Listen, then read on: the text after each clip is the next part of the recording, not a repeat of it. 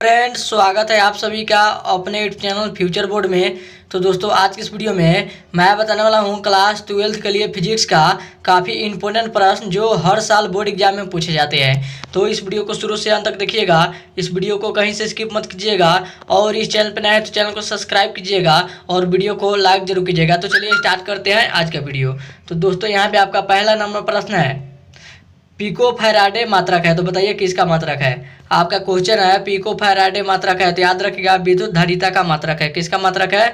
तो विद्युत धारिता का मात्रक है। यहाँ पे आपका सी ऑप्शन राइट आंसर होगा। क्या ऑप्शन सही होगा? तो विद्युत धारिता, यहाँ पे आपका सी ऑप्शन राइट आंसर होगा। चलिए अगले नंबर प्रश्न की ओर चलते हैं।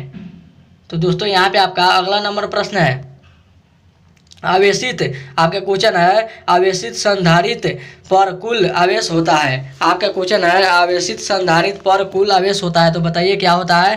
तो याद रखिएगा क्या होता है, तो 1 होता है। यहाँ पे आपका बी ऑप्शन राइट आंसर होगा। याद रखिएगा, ये भी क्वेश्चन बहुत ज़्यादा इंपॉर्टेंट है भाई, शून्य होता है, जो कि यहाँ पे आपका ए ऑप्शन राइट आंसर होगा। चलिए आगे चलते हैं अगले नंबर प्रश्न को। तो दोस्तों, यहाँ पे आपका अगला नंबर प्रश्न है, विद्युत फ्लक्स का ऐसा ही मात्रक है, तो बताइए क्या है।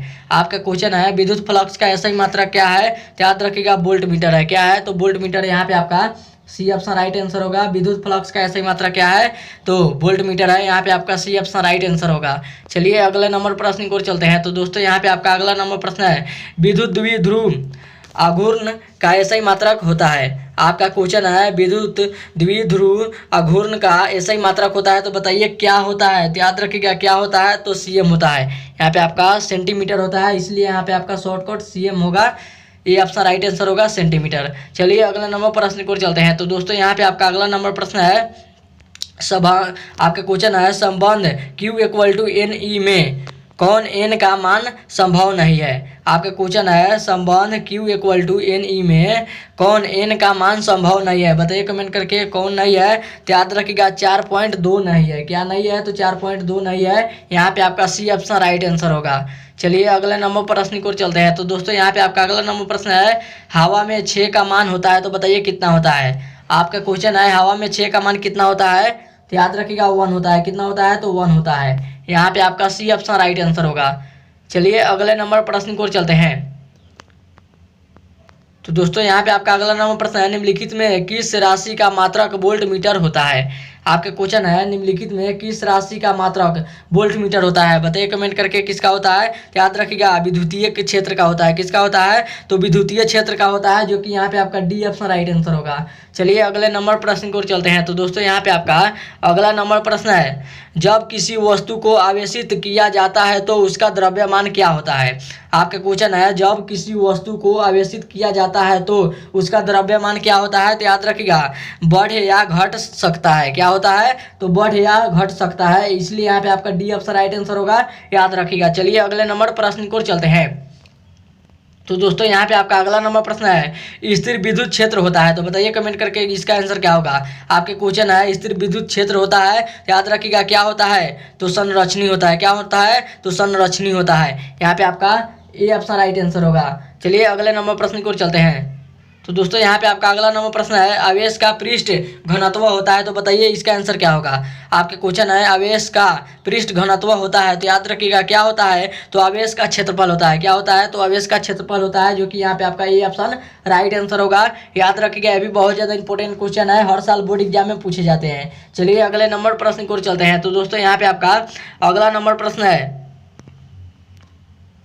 तो दोस्तों, यहाँ पे आपका अगला नंबर प्रश्न है, दो विद्युत आवेशों के बीच लगने वाले बल को नियंत्रित करने वाले नियम को कहा जाता है, तो बताइए क्या कहा जाता है। आपका क्वेश्चन है दो विद्युत आवेशों के बीच लगने वाले बल को नियंत्रित करने वाले नियम को कहा जाता है, तो बताइए कमेंट करके क्या कहा जाता है। तो याद रखिएगा क्या कहा जाता है। तो कूलम्ब का नियम कहा जाता है। क्या कहा जाता है? तो कूलम्ब का नियम कहा जाता है, जो कि यहाँ पे आपका डी ऑप्शन राइट आंसर होगा। चलिए अगले नंबर प्रश्न को चलते हैं। तो दोस्तों, यहाँ पे आपका अगला नंबर प्रश्न है, प्रति इकाई आवेश पर लगने वाले बल को कहते हैं, तो बताइए क्या कहते हैं। आपका क्वेश्चन है प्रति इकाई आवेश पर लगने वाले बल को कहते हैं, तो बताइए कमेंट करके क्या कहते हैं। तो याद रखिएगा विद्युत क्षेत्र कहते हैं। क्या कहते हैं?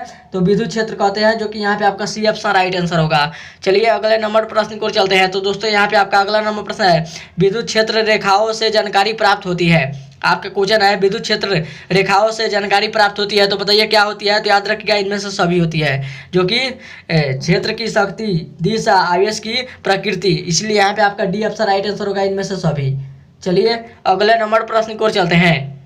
तो दोस्तों यहाँ पे आपका अगला नंबर प्रश्न है आवेश का रेखीय घनत्व का मात्रक होता है। आपके क्वेश्चन है आवेश का रेखीय घनत्व का मात्रक होता है, तो बताइए कमेंट करके क्या होता है। तो याद रखिएगा कूलाम या मीटर होता है। क्या होता है, तो कूलाम या मीटर होता है। यहाँ पे आपका ए ऑप्शन राइट आंसर होगा। चलिए अगले नंबर प्रश्न को चलते हैं। तो दोस्तों यहाँ पे आपका अगला नंबर प्रश्न है इनमें कौन सी राशि दारिश है।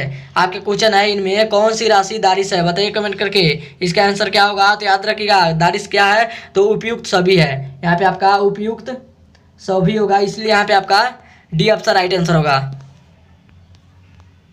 तो दोस्तों यहाँ पे आपका अगला नंबर प्रश्न है निम्नलिखित में कौन भौतिक राशि सदिश है। आपके क्वेश्चन है निम्नलिखित में कौन भौतिक राशि सदिश है, बताइए कमेंट करके इसका आंसर क्या होगा। तो याद रखिएगा क्या होगा, तो विद्युत तीव्रता होगा। क्या होगा, तो विद्युत तीव्रता, यहाँ पे आपका डी ऑप्शन राइट आंसर होगा। चलिए अगले नंबर प्रश्न को चलते हैं। तो दोस्तों यहाँ पे आपका अगला नंबर प्रश्न है निकट दृष्टि दोष को दूर करने के लिए व्यवहार गया लेंस होता है। आपके क्वेश्चन है आपका क्वेश्चन है निकट दृष्टि दोष को दूर करने के लिए व्यवहार गया लेंस होता है, तो बताइए कमेंट करके इसका आंसर क्या होगा। तो याद रखिएगा अवतल लेंस होता है। किसका व्यवहार होता है, तो अवतल लेंस का होता है। चलिए अगले नंबर प्रश्न को चलते हैं। तो दोस्तों यहाँ पे आपका अगला नंबर प्रश्न है विद्युत चुंबकीय तरंगों की प्रकृति होती है। आपके क्वेश्चन है विद्युत चुंबकीय तरंगों की प्रकृति होती है, तो याद रखिएगा क्या होता है, तो अनुप्रस्थ होता है। क्या होता है, तो अनुप्रस्थ होता है। यहाँ पे आपका ए ऑप्शन राइट आंसर होगा, जो कि काफी ज्यादा इंपॉर्टेंट क्वेश्चन है, इसको आप याद रखिएगा। आगे बढ़ते हैं अगले नंबर प्रश्न को। तो दोस्तों यहाँ पे आपका अगला नंबर प्रश्न है कांच के लिए क्रांतिकारी कौन होता है। आपके क्वेश्चन है कांच के लिए क्रांतिकारी कौन होता है, तो बताइए कितने डिग्री का होता है। तो याद रखिएगा 42 डिग्री का होता है। कितने डिग्री का होता है, तो 42 डिग्री का होता है। यहाँ पे आपका डी ऑप्शन राइट आंसर होगा। चलिए अगले नंबर प्रश्न को चलते हैं।